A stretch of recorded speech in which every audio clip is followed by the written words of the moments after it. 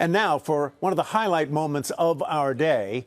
In his new book, Greenlights, Matthew McConaughey talks about the journey he's been on to get to this point in life, the personal and professional encounters that have shaped his outlook on life, and how he's learned to create conversations and cultures built not so much on winning, but on greater understanding. Here's Carl Quintanilla in conversation with Academy Award-winning actor and author Matthew McConaughey. Carl, over to you. Howdy. T, thank you. And Matthew, it's great to see you. Thanks so much for the time today. Good to be here, hanging out in my Airstream here, talking to you. That looks good. That looks like a nice place to open a beer, maybe after we're done here. So I don't know. I think you might have been hearing some of the conversations earlier this afternoon. We've talked a lot about returning to the office safely through protocols, managing COVID. We've talked about how technology is going to alter sort of workplace culture. But I hope you won't mind if we turn to you and talk about how we're going to inspire workplace culture, how we're going to manage our differences, how we're going to create greater understanding, especially given everything we've been through in the past year, the polarization, racial discussions, obviously paranoia about the disease. How much are you thinking about that? Obviously, it's deeply embedded in your book, and there are so many lessons that we can point to in the next few minutes.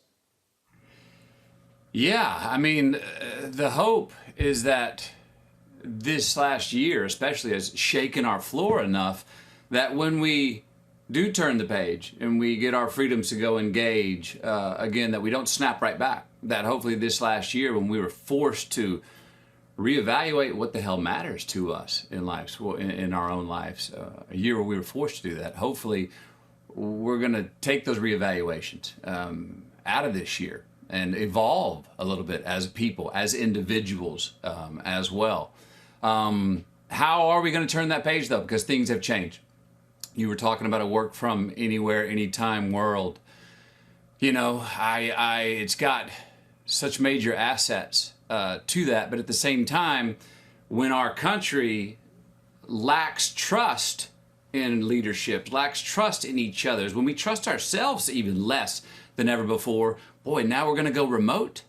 How do we build trust when we're becoming more remote, when what we need to do, I believe, is come together? That'll be a real challenge.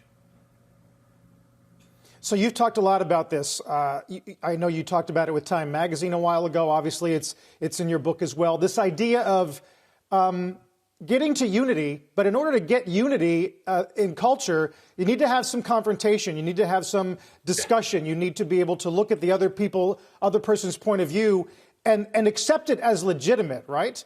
And I wonder how much of that you think is going to be a part of coming back to work. Yeah, you said accept it as legitimate.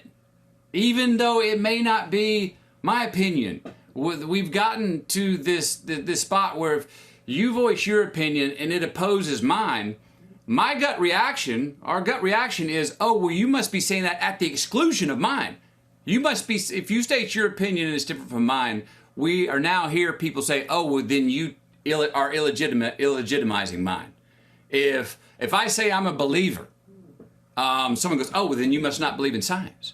Well, I didn't say that. No, I just said I was a believer and I believe in science. We have such contradictions, and when we start realizing that those are actually paradoxes, that both are true, that two differing opinions can exist at the exact same time, then you can have a conversation. Then you can put it on the table. Now we can discuss it. We can come away going, I still disagree, but fundamentally, principally, you and I are attached. You and I can still be attached, even though we have opposing views, saying we have similar expectations of each other, civilly, civically.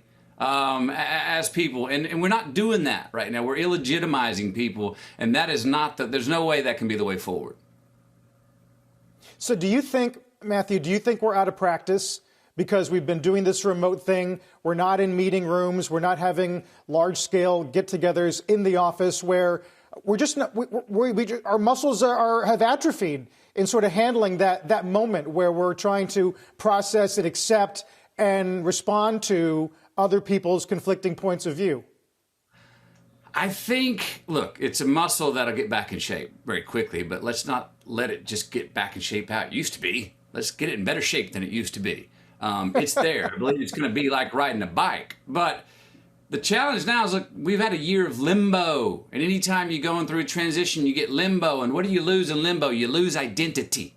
We need something solid to hold on to. So in this year of limbo, when we're missing identity, we have an uncertain future more than ever before. What is the human nature to do? You want to run to something, a pole to grab on and go, okay, I've got a stance here. I feel like I'm on solid ground. Well, those poles have been on the flanks on the left and the right.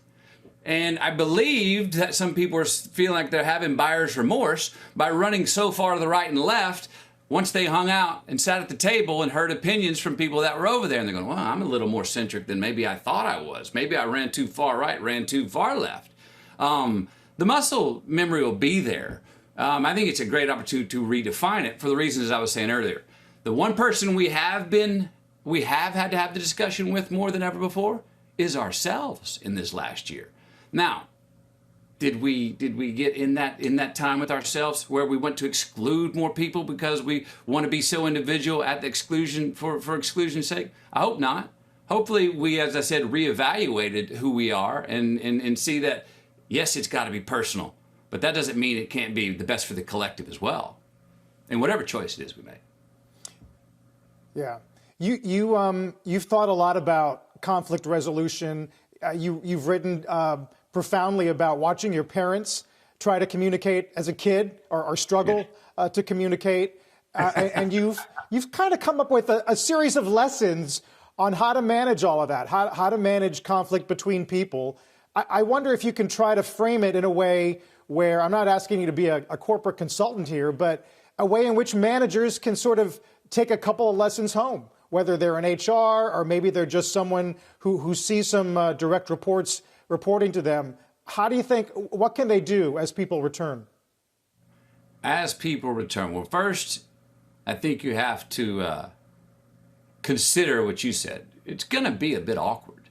I mean, it's going to be a tad awkward. So people are going to need a little amnesty to find their legs, okay, on that muscle that I believe we do have muscle memory for that we'll get back. So have a little bit of, hey, don't, the first day may not need to be everybody charge. No, we're all coming out of our own independent world and going to reunite again. So let's sit down. Maybe that first week back needs to be, let's sit down and talk about what we learned that maybe is outside of business. Let's sit down and talk about what was your life like? Were you more productive remotely? How can you bring what you learned maybe that you got better at here to the table where we're back and we're not remote any longer? I think to hear people's experiences.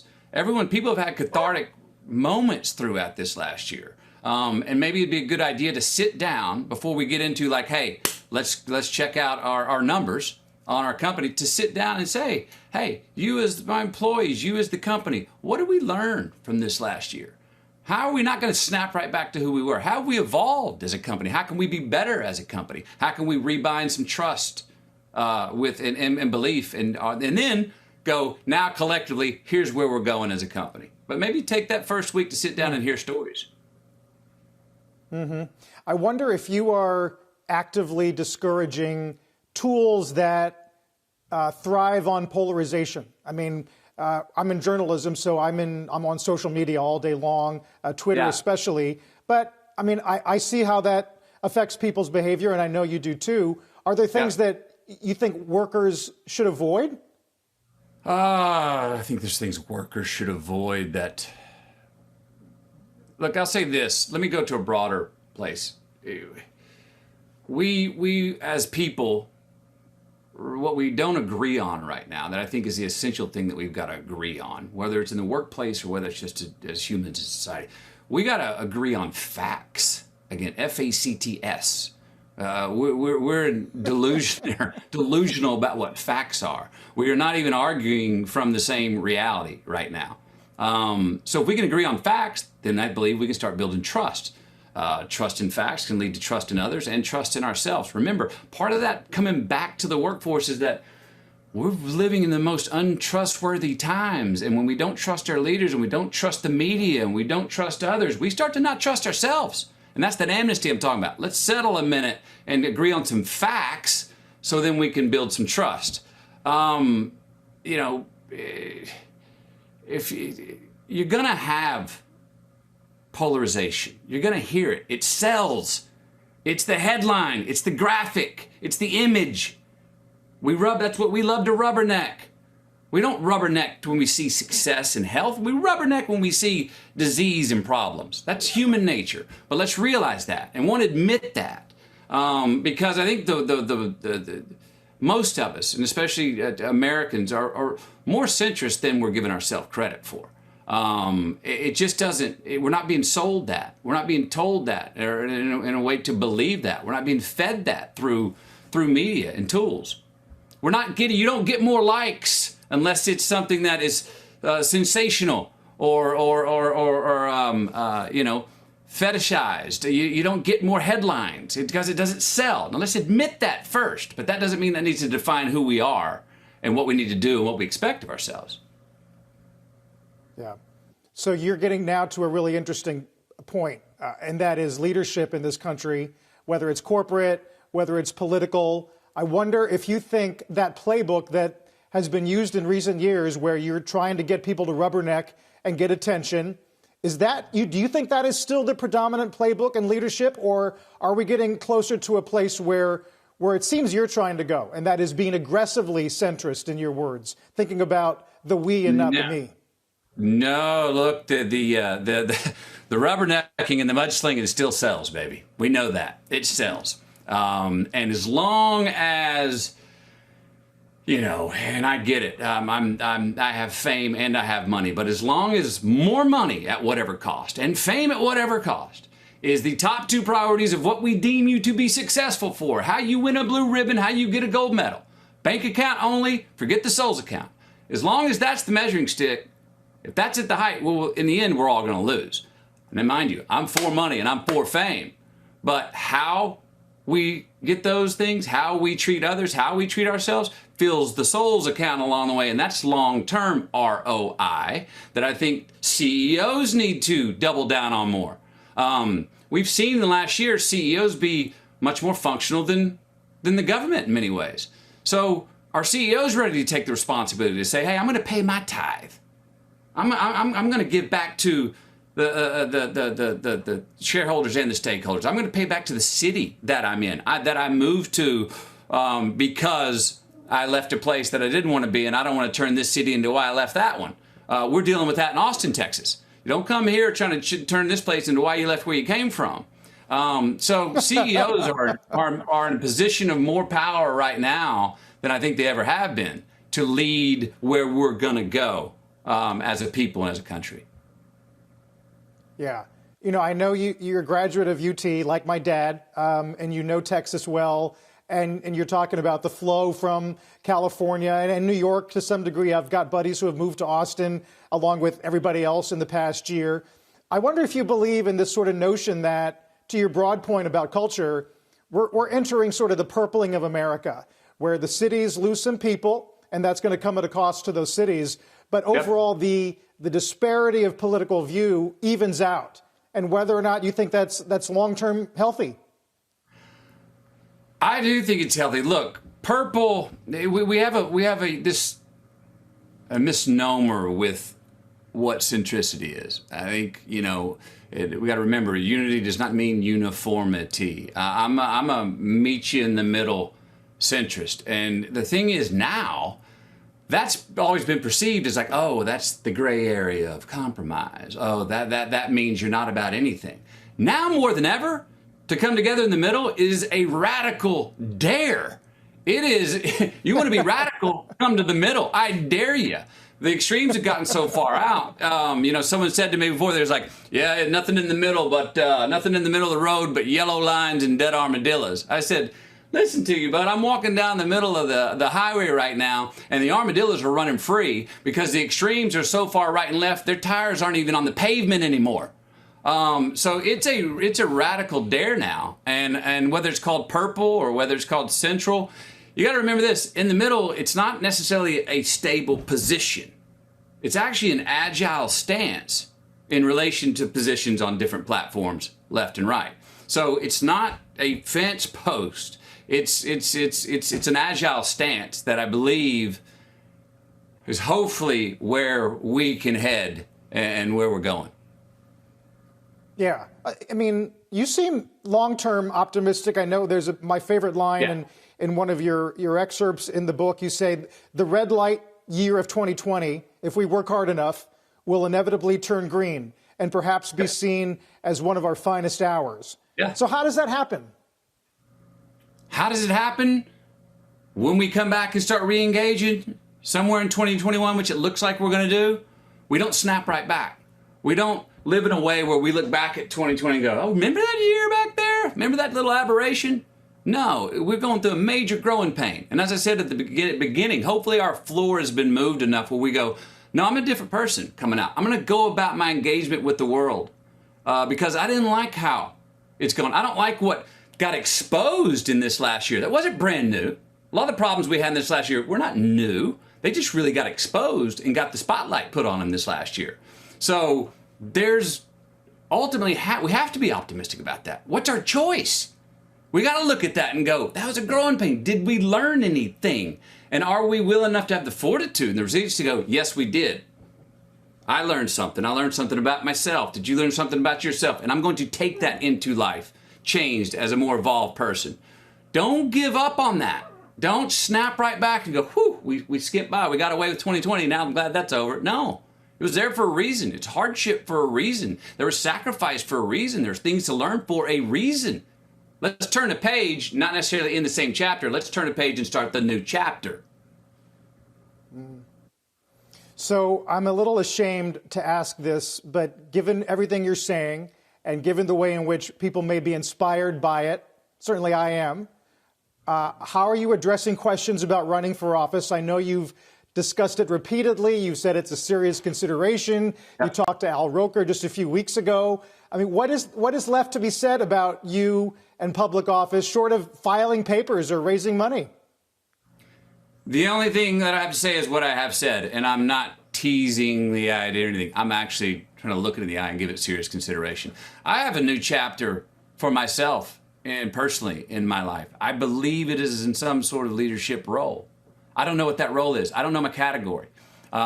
We've been talking about the why of leadership, and even I would say we need some more good leaders. And I'm not just talking about me. I'm talking about you out there, everyone out there. We need leadership. So I'm not just talking. We've been talking about the why we need leadership. My question for me is, what's my how?